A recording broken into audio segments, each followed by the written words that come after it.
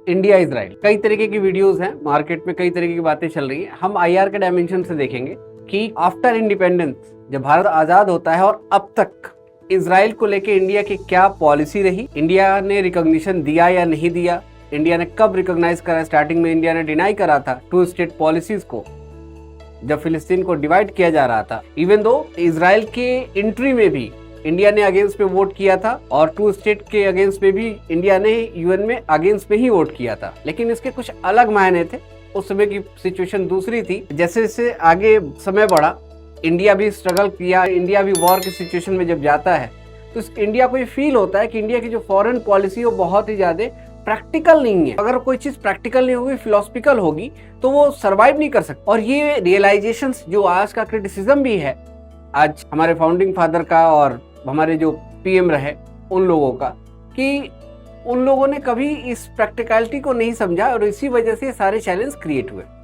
तो इस practical approach को भी देखेंगे और इस वीडियो लेक्चर में ये भी देखेंगे कि क्या इंडिया के ऊपर इस तरीके के अटैक हो सकते हैं। इसकी पॉसिबिलिटी बिल्कुल ये है। तो इंडिया उसमें क्या इजराइल की तरह बिहेव कर पाएगा और इंडिया इस तरीके की कंसर्न्स को किस तरीके से मिनिमाइज कर पाएगा। 1948 के बाद जब से ज्यूस स्टेट बना तब से अब तक का ये हमास का सबसे क्रूएल अटैक है। और ये इसलिए भी अटैक बहुत क्रूएल माना जा रहा है कि इसमें नॉर्मल सिविलियन को टारगेट किया गया। एक तरीके से सेल्फ जो ह्यूमिलिएशन है सोसाइटी का देखने को मिल रहा है वो बहुत ज्यादा खराब है। एकदम जो सिविलाइजेशन का जो लास्ट लेवल है वहां तक मतलब हम नहीं सोच पा रहे हैं, ऐसी चीजें देखने को मिल रही है। इस वजह से वर्ल्ड ऑर्डर में एक सिंपैथी है इजराइल को लेके, और ये होगी भी, क्योंकि ह्यूमन नेचर है कि अगर कोई किसी को पिटता हुआ देखेगा रोड में तो वो ये नहीं सोचेगा कि क्यों पिट रहा है। केवल 1 या 2% लोग सोचते हैं दुनिया में, और 98% लोगों के अंदर सिंपैथी गेन हो जाती है। उनको लगता है कि एक लोग पिटा जा रहा है, इसका मतलब ये कमजोर होगा। एक इमोशनल थॉट है जो सबके अंदर होता है। जैसे ही अटैक होता है इसके बाद इंडिया अब तक कभी हमास के अटैक को इंडिया ने कभी ऑफिशियली कंडेम नहीं करा था, लेकिन इंडिया के प्राइम मिनिस्टर ने स्ट्रेट फॉरवर्ड कंडेम करा और सॉलिडेरिटी भी दिखाई इजराइल के साथ। ये बहुत बड़ी बात है। फर्स्ट टाइम है कि इस तरीके से इंडिया ऑफिशियली इजराइल को बैक कर रहा है। स्टार्टिंग करते हैं कि जब हम आजाद हो जाते हैं, जो नेहरू एरा होता है, तो महात्मा गांधी और नेहरू जी के थॉट प्रोसेस से जो फॉरेन पॉलिसी जो ड्राइव हो रही होती है, यहाँ इंडिया ने फिलिस्तीन वाले कॉन्सेप्ट को टू स्टेट कॉन्सेप्ट को पूरी तरीके से खारिज कर दिया, डिनाई करता है। और इंडिया कहता है कि नहीं, जबकि ज्यूज के साथ सिंपैथी भी दिखाता है कि हमें ज्यूज के साथ सिंपैथी है, लेकिन कंट्री के बिफ्रिकेशन को वो अलाउ नहीं करता। और इंडिया का यह मानना है कि कोई भी कंट्री, ये दोनों ही लीडर्स ये बात की आइडियोलॉजी रही कि कोई भी कंट्री रिलीजियस बेस पे बहुत दिनों तक सरवाइव नहीं कर सकती। ना ही ये एथिकली सही है, ना ही लॉजिकली सही है। उनका ये मानना था। ये क्या सही है क्या गलत है, this is not the debate point, ये डिबेटेबल अभी नहीं है। केवल हम बातों को समझते जो हमारे पास अभी है। कहानी आगे बढ़ती है। इंडिया को 2 टाइम मिलता है। एक तो यूएन के अंदर जब एंट्री करनी होती है इजराइल को, तो इंडिया वहां उसके अगेंस्ट में वोट करता है। फिलिस्तीन वाले मुद्दे पे टू स्टेट में इंडिया यूएन में इजराइल के अगेंस्ट में वोट करता है। आगे जब ये चीजें बढ़ती हैं तो इंडिया 17 नवंबर 1950 को 2 मेजॉरिटी मुस्लिम कंट्री ईरान और टर्की जब रिकॉग्निशन दे देते हैं इजराइल को, तो इंडिया भी इजराइल को रिकॉग्नाइज कर जाता है। ये एक वैलिड पॉइंट है और ये आपकी एग्जाम के लिए भी। इसके साथ इजराइल के लिए इंडिया अलाउ कर देता है अपने कॉन्सुलेट ओपन करना, और मुंबई में इजराइल एक अपना कॉन्सुलेट ओपन करता है। न्यू दिल्ली में अभी तक उसके डिप्लोमेटिक चैनल्स जो हैं वो नहीं वर्क कर रहे हैं। न्यू दिल्ली में उसका कोई ऑफिस नहीं है। इसके बाद 1960 से 70 का जो दौर आता है, यहाँ ये बातें कही गई है कि जो फिलिस्तीन लिबरेशन ऑर्गेनाइजेशन है वो उसको रिप्रेजेंटेशन मिलता है यासिर अराफात के लीडरशिप में। यासिर अराफात काफ़ी अच्छे लीडर है, काफ़ी बड़े लीडर है, दुनिया जानती है उनके बारे में। और उन्होंने काफ़ी अच्छा इंडिया के साथ डिप्लोमेटिक इंगेजमेंट किया, लार्ज लेवल पे किया, और उसका एडवांटेज मिलता चला गया कि जनवरी 10, 1975 को इंडिया के अंदर फिलिस्तीन का जो डिप्लोमेटिक ऑफिस है वो ओपन हो जाता है, और फिलिस्तीन का भी जो फॉरेन रिलेशन है इंडिया के साथ वो काफ़ी बेहतर हो जाता है। आगे चीज़ें बढ़ रही होती हैं, यहाँ तक चीज़ें नॉर्मल थी। 70s के बाद जब इंदिरा गांधी आती हैं और राजीव गांधी का दौर शुरू होता है तो बहुत अच्छे रिलेशंस नहीं रहते हमारे इजराइल के साथ। रीजन बीइंग कि हम अरब वर्ल्ड को लेके बहुत ज़्यादा इम्फेसाइज करते हैं और जो हमारे पहले की जो फॉरेन पॉलिसी है उसकी कंटिन्यूटी भी आपको यहाँ देखने को मिलेगी कि उसको हम फॉलो कर रहे होते हैं, तो हम बहुत ज़्यादा इसे सपोर्ट नहीं करते। और कोई भी कंसर्न अगर गाजा में क्रिएट हो रहा होता है या वेस्ट बैंक में हो रहा होता है तो हम इजराइल के अगेंस्ट में भी बातें कर रहे होते हैं। कहानी आगे बढ़ती है और 62, 65 और 71 तीनों इंडिया के लिए वॉर की सिचुएशन रही। चाइना और पाकिस्तान के समय इंडिया को अपनी फॉरेन पॉलिसी का रियलाइजेशन यही समझ में आता है जब पूरा अरब वर्ल्ड साइलेंट हो जाता है। इवन दो पाकिस्तान के वॉर के समय सपोर्ट करता है पाकिस्तान को, जबकि इंडिया के foreign relations in Arab world के कंट्री से बहुत अच्छे थे, लेकिन फिर भी वो पाकिस्तान को सपोर्ट करता है। और जो इजराइल है वो इंडिया के साथ खड़ा होता है, आर्म एंड एम्यूनेशंस का भी सपोर्ट इजराइल कर रहा होता है। ये एक बहुत बड़ी बात है, एक डिप्लोमेटिक चैलेंज होता है और उस समय इजराइल इंडिया के साथ कंधे से कंधा मिला के काम करता है। इसके बाद दुनिया का भी जो स्फीयर है वो बदल रहा होता है, क्योंकि ये कोल्ड वार का एरा है। आपको भी पता है कोल्ड वार के बाद जैसे ही यूएसएसआर का बिफ्रिकेशन हो जाता है तो कोल्ड वार का एरा खत्म हो जाता है। तो जो इंडिया का नॉन अलाइनमेंट मूवमेंट था वो भी कहीं ना कहीं स्लो पड़ रहा होता है, वो भी कम हो जाता है।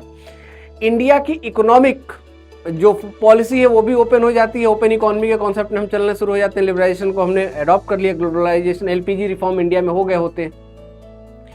अब इंडिया को ये बात और सही से समझ में आती है और सबसे पहले 1992 में डिप्लोमेटिक रिलेशंस जो हैं वो इजराइल के साथ बेहतर होने शुरू हो जाते हैं। ये कहानी चलती रहती है। कारगिल वार जो एक लैंडमार्क रहा दोनों इंडिया और इजराइल के रिलेशन में, कारगिल वार के समय जब इंडिया को रियलाइज होता है कि इंडियन एयरफोर्स को ऐसे वेपन चाहिए जो प्रिसीजन टारगेट को हिट कर पाए, और उस समय इंडिया की मदद कोई नहीं करता, लेकिन इजराइल की जो एयरफोर्स है वो इंडिया की मदद करती है, उसे बॉम्ब प्रोवाइड करती है। और इसके बाद से इंडिया की जो फॉरेन पॉलिसी है वो 360 मूव कर जाती है। उसे ये समझ में आ जाता है कि केवल कथनी से जीवन नहीं चलता। अगर वॉर की सिचुएशन है और हमारे साथ कोई खड़ा नहीं हो रहा तो इनके कोई मायने नहीं होंगे। और इसके बाद उस समय के जो फॉरेन मिनिस्टर जसवंत सिंह वो जाते हैं। फिर उसके बाद एक सबसे बड़ा हायर डेलीगेशन जो जाता है, लाल कृष्ण आडवाणी जी जाते हैं। This is not political debate, ये केवल इंफॉर्मेटिव बातें हैं, मैं वो कर रहा हूँ। तो इसके बाद 1998 के बाद से इंडिया को समझ में आता है कि वाकई जरूरत है इजराइल की, और इजराइल हमेशा बुरे वक्त में हमारा साथ देने के लिए तैयार रहता है। अब 2014 का समय जब आपके पीएम साहब मोदी साहब आ जाते हैं, ये खुल के इजराइल के सपोर्ट में आते हैं। पहली बार ऐसा होता है कि कोई पीएम इंडिया का वो इजराइल जाता है, और वो भी फिलिस्तीन को ड्रॉप करते हुए, फिलिस्तीन के पास वो नहीं जाते। जबकि ऐसा होता था कि दोनों को बैलेंस करने के लिए, तो वेस्ट एशिया की जो पॉलिसी है उसको बैलेंस करने के लिए यूएई, सऊदी अरेबिया और इसके बाद हम फिलिस्तीन जाते थे। इस तरीके से हम मैनेज करते थे। लेकिन इंडिया ने यहाँ यूएई, सऊदी अरेबिया इनके साथ तो रिलेशन अपने स्टेब्लिश रखे, लेकिन यहाँ फिलिस्तीन को ड्रॉप कर देते हैं और डायरेक्टली इजराइल चले जाते हैं। पहली बार होता है कि इंडिया कोई पीएम जाता है। इसके बाद नेक्स्ट ट्रिप में वो फिलिस्तीन जाते हैं। इस टाइम उन्होंने इजराइल को छोड़ दिया, तो एक अपने हिसाब से डिप्लोमेटिक बैलेंस कर रहे होते। 2017 में ही फिलिस्तीन के जो पीएम साहब होते हैं वो भी इंडिया आते हैं। यहाँ से चीजें बेहतर चल रही होती है। इसके बाद कई तरीके के पैक्ट होते हैं इजराइल के साथ, आपने देखा होगा, डिफेंस, मिलिट्री, तमाम तरीके के एग्रीकल्चर से रिलेटेड, वाटर प्योरिफिकेशन से रिलेटेड एग्रीमेंट हो रहे होते हैं। तो ये चीजें एक इंडिया के लिए बेहतर बनी हुई हैं। अब जो अब्राहम अकॉर्ड साइन करने वाला जो कॉन्सेप्ट है, यहाँ सऊदी अरेबिया और इजराइल के जो रिलेशन है वो बेहतर हो रहे होते हैं। एक कॉन्सेप्ट यहाँ और है जो मिस हो रहा है और वो आपको आगे जाके परेशान करेगा। देखिए, अरब वर्ल्ड में सऊदी अरब की धाक रही और सऊदी अरब लीडर रहा अरब वर्ल्ड का। अब अरब वर्ल्ड के साथ चैलेंज ये हुआ कि इधर लास्ट 5 to 7 ईयर में टर्की का इमरजेंस, तो टर्की अपने आप को पहले से ही खलीफा वाले मोड में रखता है, का इमरजेंस, और उसका बैक सपोर्ट होना पाकिस्तान का सऊदी अरेबिया के लिए एक चैलेंज हुआ। और ये चैलेंज जब हुआ तो ये जो पॉलिटिक्स है, ये जो लीडरशिप है, ये कहीं ना कहीं सऊदी अरेबिया के पास से निकल के टर्की की तरफ शिफ्ट होती दिख रही है। इसमें अजरबैजान का भी काफी रोल है। ये तीनों मुस्लिम कंट्री हैं और तीनों टर्की को ही प्रमोट करते हैं और टर्की अपने आप को खलीफा बताता भी, वो चाहता है कि अरब वर्ल्ड को वो लीड करे, वो लीडर बने। तो ये क्या हो रहा है कि वर्ल्ड ऑर्डर में जो ये शिफ्टिंग हो रही है पावर की, इसकी वजह से भी ना फॉरेन पॉलिसीज में चेंजेस हो रहे होते हैं और यहाँ वो ये चेंज आता है और इसका इम्पैक्ट इंडिया के साथ भी देखने को मिलता है। तो ये तो बात हो गई कि अब तक चीजें रही। अब इंडिया के साथ G20 अभी होता है और G20 के साथ हम मिडिल ईस्ट से एक पाथ निकालते हैं और हम कहते हैं कि चाइना का जो वन बेल्ट वन रूट है उसका काउंटर हमने यहाँ तैयार किया। वो हाइफा पोर्ट से भी होके निकलता है। अब इस अटैक के बियॉन्ड देखें तो ये अरब वर्ल्ड के और जो कंट्री हैं, लेबनान, ईरान, ये नहीं चाहते कि इजराइल से बहुत अच्छे रिश्ते हों। इस वजह से ये बैकएंड सपोर्ट कर रहे होते हैं हमास का और जो और टेररिस्ट ग्रुप है इनका, जिसकी वजह से लेबनान से भी अटैक हो रहा होता है। अभी ये सीन चल रहा है, अभी सिचुएशन ऐसी चल रही। तो इजराइल की जो पॉलिटिक्स है या इजराइल का इंटरनेशनल लेवल पे जो रोल है, उसको इंडिया के कंटेक्स्ट में कई लेवल पे हमें समझने की जरूरत थी, जो मैंने आपको एक प्रिसाइज वे में बताया। अब नेक्स्ट क्वेश्चन पे आते हैं कि क्या इंडिया के ऊपर अगर ऐसा अटैक हुआ तो इंडिया किस तरीके से रिटेलिएट करेगा। देखिए, अभी पॉलिटिकल लेवल पे हमें बात नहीं करने की जरूरत है, ये हमारा पोर्शन भी नहीं है।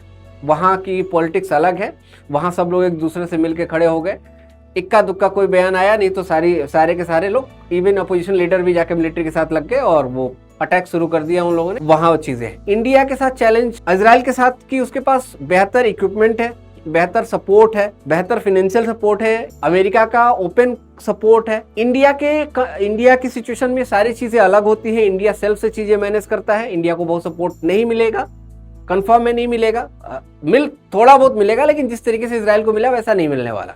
वो चाहे किसी कंट्री के अगेंस्ट में इंडिया खड़ा हो जाए या इंडिया के ऊपर कोई इस तरीके का टेररिस्ट अटैक हो जाए। लेकिन इंडिया के पास दो चीजें बहुत बेहतर है। पहला, सबसे ज्यादा हमारे पास पॉपुलेशन है, वो भी यंग पॉपुलेशन। तो जो इजराइल के पास कंसर्न है कि सब कुछ देने के बाद भी इजराइल की आर्मी ही वहां फाइट करेगी, यहाँ ये चैलेंज हमारे पास नहीं है। तो यहाँ हम आसानी से इन चीजों को टैकल कर लेंगे। दूसरा, इमर्जिंग इकोनॉमी है, इकोनॉमिक सिचुएशन हमारी बहुत अच्छी है, दुनिया भर के इन्वेस्टमेंट है हमारे पास, एक बड़ी इकोनॉमी है, बड़ा मार्केट है। तो इसकी वजह से भी वर्ल्ड ऑर्डर का जो प्रेशर होगा वो बहुत ज्यादा होगा इंडिया की सिचुएशन को स्टेबल करने के लिए। तो कभी भी हमारे खिलाफ ऐसा कोई काउंटर होता भी है तो बहुत शॉर्ट ड्यूरेशन में वो मिनिमाइज हो जाएगा। और तीसरा, जिस तरीके से लीडरशिप चलेगी, जो डिसीजन लिए जाएंगे, Indian army one of the most best army है एक तरीके से, मान लो आपको लैंड के ऊपर। तो वहां भी ये चैलेंजेस जो होंगे इंडिया के लिए वो कोई बहुत बड़े नहीं होंगे। लेकिन कभी भी अगर कोई सोया हुआ है या भले ही वो शेर हो, 10 भेड़िए अगर मिल जाएं तो शेर की जिंदगी के ऊपर आफत आ जाती है। वही सिचुएशन इजराइल की आज हुई है।